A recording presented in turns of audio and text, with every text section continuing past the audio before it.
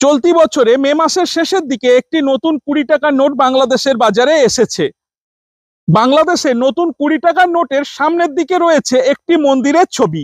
এই মন্দিরটির নাম হলো কান্তাজিউ মন্দির। বাংলাদেশের দিনাজপুর জেলায় টেপা নদীর তীরে কান্তানগর গ্রামে এই হিন্দু মন্দিরটি অবস্থিত। 1704 সালে মহারাজা প্রাণনাথ রায় এই মন্দিরটির নির্মাণ কাজ শুরু করেন।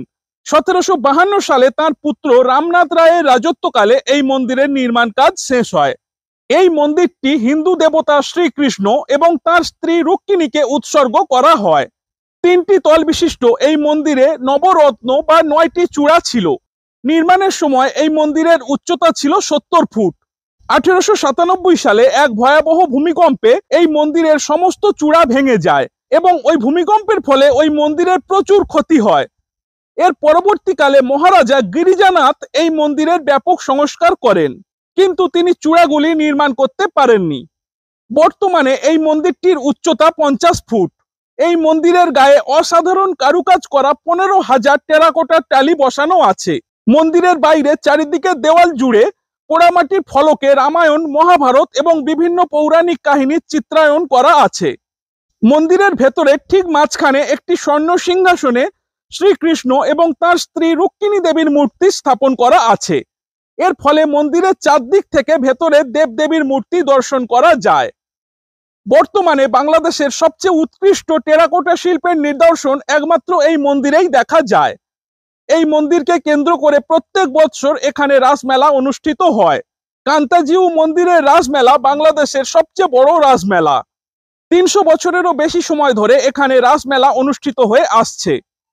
পরবর্তীকালে মূলত ওই রাসমেলাকে কেন্দ্র করে এই মন্দিরের প্রধান পুরোহিতকে হুমকি দেওয়া হয় এবং এখানে কোনো ধর্মীয় সমাবেশ করার উপরে নিষেধাজ্ঞা জারি করা হয়।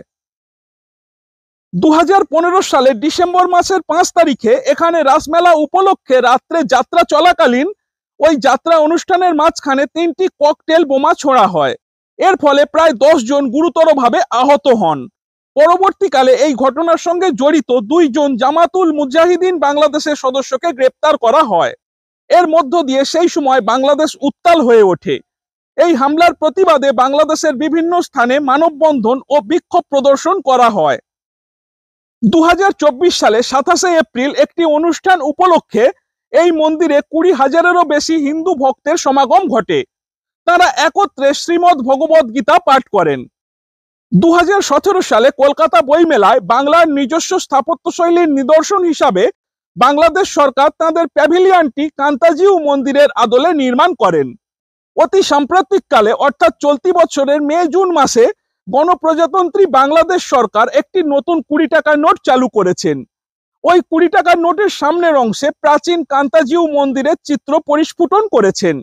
এর মধ্য দিয়ে বর্তমানে কান্তাজিউ মন্দিরের গুরুত্ব এবং সম্মান বহুগুণে বৃদ্ধি পেয়েছে, আর এই বিষয়ে কোনো সন্দেহের অবকাশ নেই।